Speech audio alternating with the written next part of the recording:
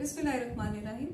हमारी ये वीडियो जो है वो कंडक्ट डिसऑर्डर रेटिंग स्केल के बारे में है। Conduct disorder rating scale actually एक स्क्रीनिंग पर्पस के लिए यूज किया जाने वाला टूल है। अगर आप देखें तो इसके बहुत से वैलिड रिलायबल वर्जन्स मौजूद हैं। पेरेंट वर्जन है, टीचर वर्जन है, इसके अलावा और भी वर्जन्स मौजूद हैं, लेकिन मोस्टली जो स्कूल सेटिंग में इस्तेमाल होता है वो टीचर वर्जन है। जनरली स्पीकिंग साइकोलॉजी में जब भी बच्चों के कंडक्ट से रिलेटेड कंप्लेन की जाती है या बिहेवियर ऑब्जर्व किया जाता है या रिपोर्ट किया जाता है, वो ज़्यादातर स्कूल सेटिंग में होता है।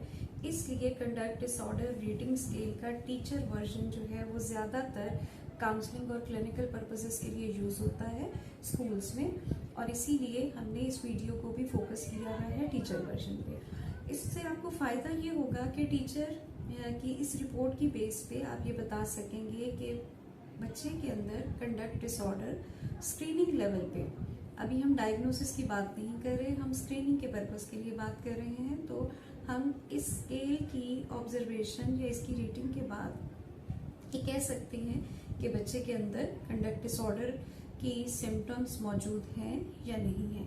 ये बहुत ही क्विक सा वर्जन है और थोड़े से इसमें सवालात हैं, आसानी से समझ आने वाले हैं, और अगर टीचर्स अपने किसी भी स्टूडेंट की इस तरह की ऑब्जर्वेशन देते हैं तो साइकोलॉजिस्ट के लिए बहुत हेल्प हो जाती है कि इसी बेसिस पे फर्दर उसका जो प्लान है बिहेवियर मॉडिफिकेशन का, उसे वो मैनेजमेंट प्लान जो है वो बना सकता है। तो आप ये देख सकते हैं कि इसमें बुनियादी सी इंफॉर्मेशन है। बच्चे का नाम अगर देना चाहें टीचर या जो भी उसके रिकमेंडी हैं, तो यहाँ पे बच्चे का नाम लिखा जा सकता है, उसकी एज क्या है, किस ग्रेड में है, उसकी जेंडर के बारे में इंफॉर्मेशन, आज की डेट क्या है, और जो साइकोलॉजिस्ट इस पे काम कर रहा है, सॉरी यहाँ पे हम टीचर का नाम ले रहे होते हैं, तो यहाँ टीचर अपना नाम लिखता है और relation to ship to the child, क्योंकि जैसे मैंने आपको पहले बताया कि इसमें डिफरेंट वर्जन्स मौजूद हैं, तो यहाँ डेफिनेटली टीचर लिखा जाएगा कि वो बच्चे का टीचर है और टीचर की कैपेसिटी में वो अपनी ऑब्जर्वेशन दे रहा है। यहाँ एक सादा सी इंफॉर्मेशन है, इनको पढ़ना भी जरूरी है कि इसमें लिखा ये गया है कि पिछले 12 महीने को जहन में रखते हुए आपने बच्चे को ऑब्जर्व करना है, यानी आपके जहन में होना चाहिए कि पिछले 12 महीने में बच्चा किस तरह से बिहेव करता रहा है, और उसके लिहाज से आपने हर स्टेटमेंट पे रेटिंग देनी है कि किस लेवल का उस बच्चे में ये प्रॉब्लम या ये एक सिम्टम मौजूद है। आप ये देख सकते हैं, जैसे मैंने अभी आपको बताया कि दरअसल ये स्केल जो है ये आपको स्क्रीनिंग पर्पसेस के लिए इस्तेमाल आप करते हैं। तो आप ये देख सकते हैं कि यहाँ आपके पास ऑप्शंस मौजूद हैं, never, once, monthly, weekly, daily. यहाँ आप देख सकते हैं कि जितना बच्चे का स्कोर या ऑब्जर्वेशन ये लास्ट 2 कॉलम्स में आएगी, उतनी ही स्वेरिटी ज्यादा होगी, और जितने पहले 2 कॉलम्स में होगी तो उसमें हम कह सकते हैं कि उतना ही वो बच्चा ज्यादा नॉर्मल होगा। और मंथली बेसिस पे अगर कोई ऑब्जर्वेशन है तो हम इसे एक न्यूट्रल एक्टिविटी के तौर पे रेट कर रहे होते हैं। आप देख सकते हैं कि पहला इसका एक स्टेटमेंट है, लाइज टू ऑब्टेन गुड्स और फेवर्स और टू अवॉइड ऑब्लिगेशंस, यानी वो बच्चा ज्यादा पसंद करता है कि उसे फेवर्स दी जाएं, लेकिन अगर उस पर पाबंदी लगाई जाए तो वो उसे अवॉइड करता है। अगर आप जिस भी बच्चे के बारे में इस फॉर्म को फिलअप कर रहे हैं अपने जहन में उसे रखें, उसके पिछले 12 महीने का एक ड्यूरेशन या ऑब्जर्वेशन अपने माइंड में रखें और उसके अकॉर्डिंग इसे फिलअप करते जाएं। फॉर एग्जाम्पल, अगर मैं एक बच्चे के बारे में इसको फिलअप करती हूँ तो मैं कुछ इस तरह से टिक कर रही होंगी, जिससे कि मैं उसको प्रॉपर तरीके से यहाँ प्रेजेंट कर सकूं, और जो कंप्लेंट्स मौजूद हैं उनको मैं इस लिहाज से दिखा सकूं ताकि हम इसे स्क्रीनिंग के पर्पज से अच्छे तरीके से लेके चल सकें।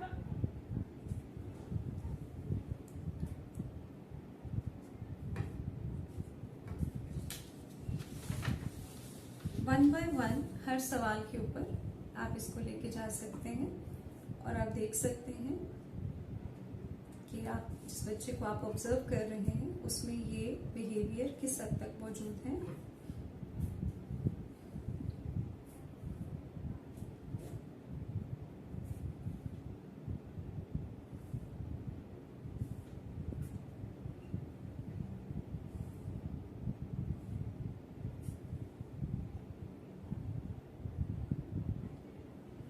राइट। अब आप ये देख सकते हैं कि फॉर एग्जांपल अगर आपके पास इस तरह से ऑब्जर्वेशन आ जाती हैं, अब इसमें ख़ास बात ये है कि ये दरअसल आपको बेसिकली कोई नंबर्स नहीं दे रहा होगा, बल्कि ये आपको डिफरेंट एरियाज में बच्चे की ऑब्जर्वेशन प्रोवाइड कर रहा होगा। हर सवाल की एक अपनी इम्पोर्टेंस है। आप ये देखेंगे कि बच्चे की ज़्यादा वैल्यूएशन किस एरिया में हो रही है, नेवर की कैटेगरी में हो रही है, वंस की कैटेगरी में हो रही है, मंथली कैटेगरी में, वीकली या डेली कैटेगरी में। 13 टोटल हमारे पास सवाल हैं और आप देख सकते हैं कि नेवर की कैटेगरी में हमारे पास कितनी ऑब्जर्वेशन है, 1, 2, 3 एंड 4 हमारे पास है नेवर कैटेगरी में। वंस में अगर आप देखें तो एक हमारे पास ऑब्जर्वेशन वन कैटेगरी में है, और अगर आप मंथली कैटेगरी में देखें तो आपके पास 2 स्टेटमेंट्स हैं।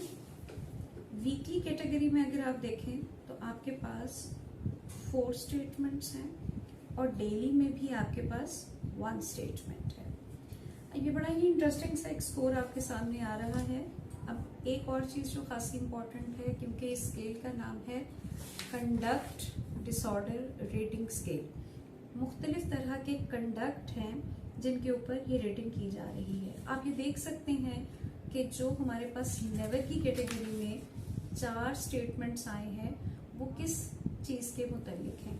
आप देख सकते हैं कि यहाँ भी लिखा हुआ है कि हैज़ स्टोलन द आइटम्स। यहाँ पे भी मौजूद है कि हैज़ स्टोलन एंड कन्वर्टिंग। और यहाँ पे भी आप देख सकते हैं कि एनिमल्स के साथ उसका क्रूअल एक बिहेवियर हमारे सामने है, और यहाँ पे भी सीरियस डैमेजेस की बात हो रही है। इसका मतलब ये हुआ कि ये जो स्टीलिंग बिहेवियर है, एनिमल्स के साथ क्रूअल होना है या डैमेज करना है चीज़ों को, ये 4 ऐसे आप कह सकते हैं कि कंडक्ट से रिलेटेड इश्यूज हैं जो इस बच्चे में बिल्कुल मौजूद नहीं है। इसके बाद जो वंस की कैटेगरी में था वो क्या था कि he has used a weapon that can cause serious physical harm to others. सिर्फ एक दफा पिछले 12 महीने में एक दफा बच्चे ने किसी ऐसे वेपन यानी खतरनाक चीज का इस्तेमाल किया है जिससे किसी को सवेर तकलीफ हो सकती है। तो ये एक दफा का मतलब है कि ये माइल्ड प्रॉब्लम है। तो ये बच्चे का एक यूजुअल बिहेवियर नहीं है, ये एक माइल्ड प्रॉब्लम के तौर पे हमारे सामने आ रहा है कि वो वेपन से कोई कंडक्ट रिलेटेड बिहेवियर करता है। इसके बाद हम अगला आइटम देखेंगे जिसमें कि हमें मालूम हुआ है कि 2 हमारे पास मॉडरेट लेवल के प्रॉब्लम्स आए हैं। वो प्रॉब्लम कौन से हैं? स्किप्स स्कूल, और इसके बाद है बुलीज थ्रेटन, और अच्छा अब यहाँ पे आप ये देख सकते हैं कि बच्चे के अंदर स्कूल स्किप करने का एलिमेंट शायद कोई मंथली बेसिस पे हो के वंस इन अ मंथ सामने आ रहा है। अब इसमें 2 चीजें हो सकती हैं। एक ये भी बात हो सकती है कि बच्चा स्कूल ज्यादा स्किप नहीं करता, और दूसरा इसमें पेरेंट की मॉनिटरिंग भी ऐड हो सकती है। तो इस वजह से इस प्रॉब्लम को हम बच्चे से रिलेटेड इतना नहीं समझते हैं, बल्कि उसके जो सपोर्ट सिस्टम है, पेरेंट्स हैं, ये टीचर्स हैं, ये उसमें भी आ जाता है।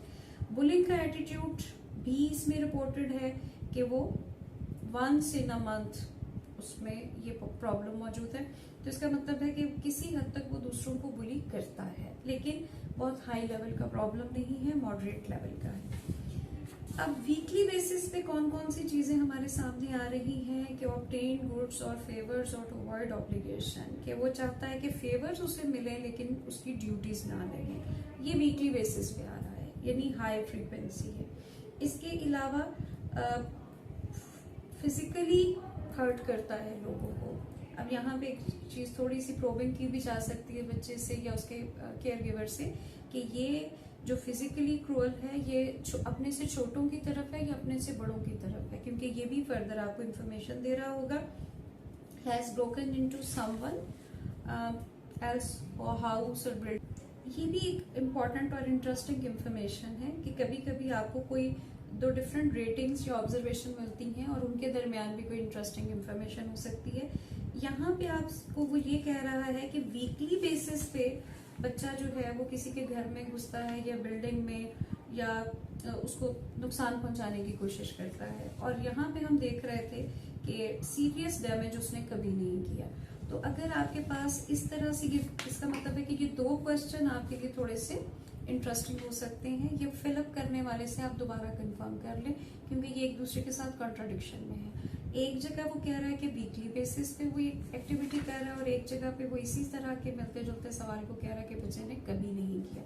तो यहाँ आप दोबारा से कंफर्म कर लें कि वो ऑब्जर्वेशन जो कर रहे हैं, स्टेटमेंट उनको सही समझ आ रही है, ताकि आप अकॉर्डिंगली आगे मूव कर सकें। इसके बाद अगला सवाल ये है कि deliberately destroy property of other. अब यहाँ अगेन ये ही जो सवाल है, सवाल नंबर 10, ये कंफर्म कर रहा है सवाल नंबर 6 को, क्योंकि यहाँ पे भी यही बात थी कि वो ब्रोक करता है दूसरों की चीजों को, और यहाँ पे भी यही बात है कि वो दूसरों की प्रॉपर्टी डिस्ट्रॉय कर रहा है। जिसका मतलब है कि डिस्ट्रैक्शन का एलिमेंट बच्चे में मौजूद है। तो ये एक सीवियर लेवल का प्रॉब्लम है जो हमें स्क्रीनिंग स्केल से इंडिकेट हो रहा है। सिर्फ एक प्रॉब्लम है जिसमें के डेली बेसिस पे बच्चे के बारे में ऑब्जर्वेशन आई है, और वो क्या है, initiate physical fights.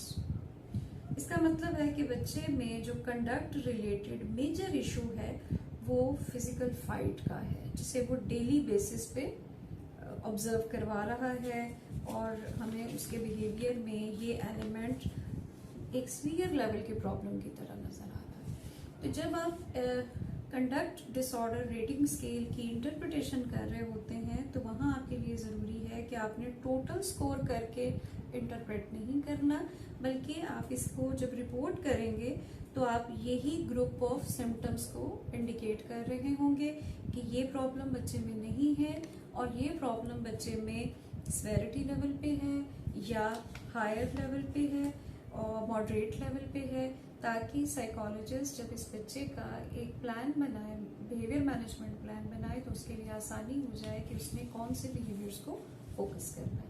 Thank you so much for your time and attention. मेरा ख्याल है कि ये आपके लिए हेल्पफुल होगा, और अगर आपको कहीं पे भी कुछ समझने में मुश्किल हुई है या किसी भी जगह पे हम सही तरह से कन्वे नहीं कर पाए हैं, तो आपका फीडबैक हमारे लिए हेल्पफुल होगा। आपका कोई भी सवाल हो, कोई सजेशन हो, तो आप काइंडली हमें इनबॉक्स कर सकते हैं। आपका बहुत शुक्रिया।